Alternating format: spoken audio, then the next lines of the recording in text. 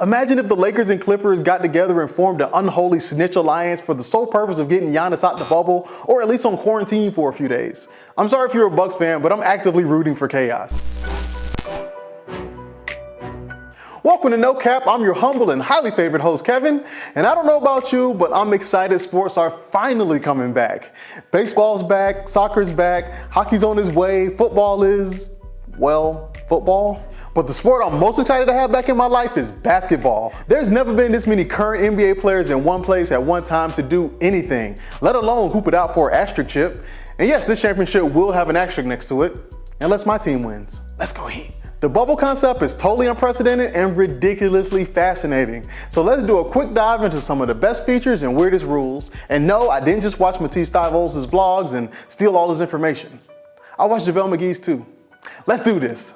Personal chefs are allowed. One of the biggest complaints we've seen thus far is players complaining about how whack the food is. Well, good news for them. They can use a personal chef.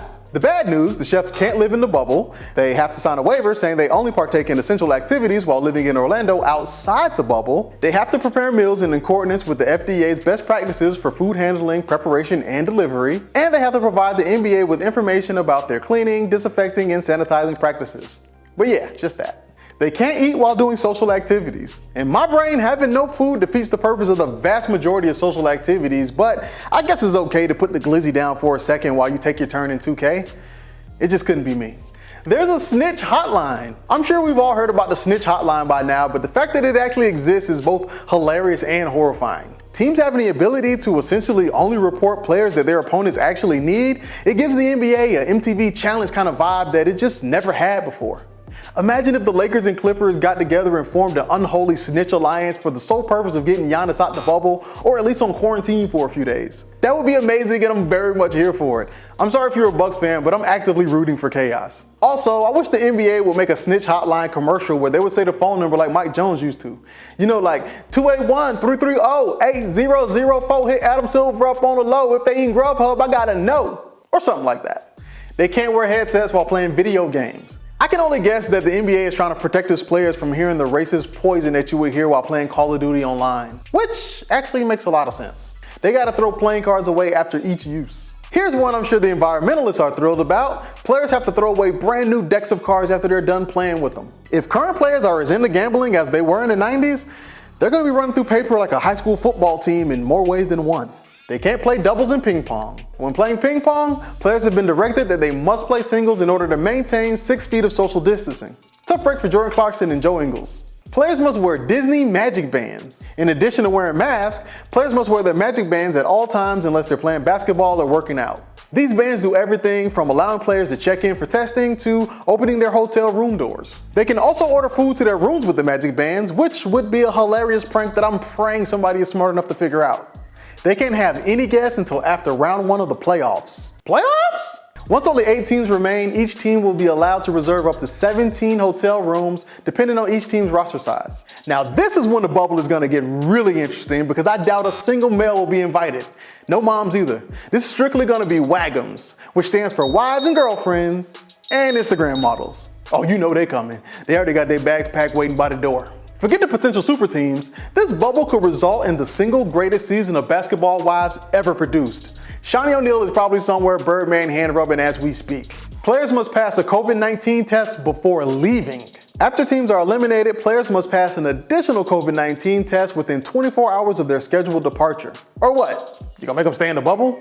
I'm fine with most of these, but this one makes no sense.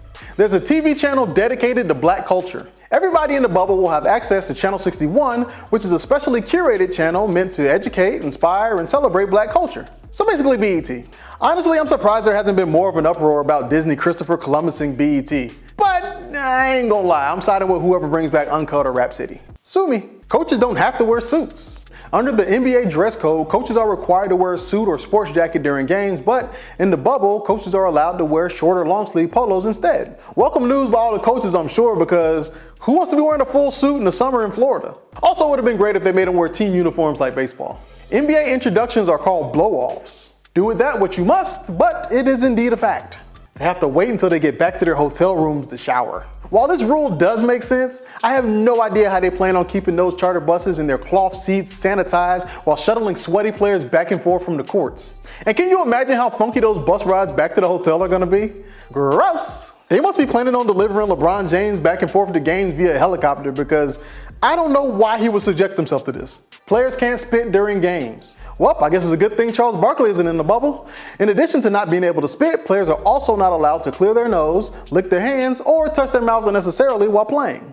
Who knows how they're gonna enforce this? Like, does your opponent get to shoot a technical free throw if you clear your nose? Does Adam Silver get to order a meal off your Magic Band if you touch your mouths? Actually, that wouldn't be that bad, because I'm positive Adam Silver only eats like 3 grains of rice per day. And those were the most interesting NBA bubble facts we could find.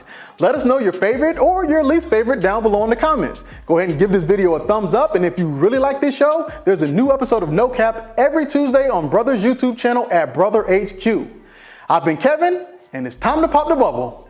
Good night.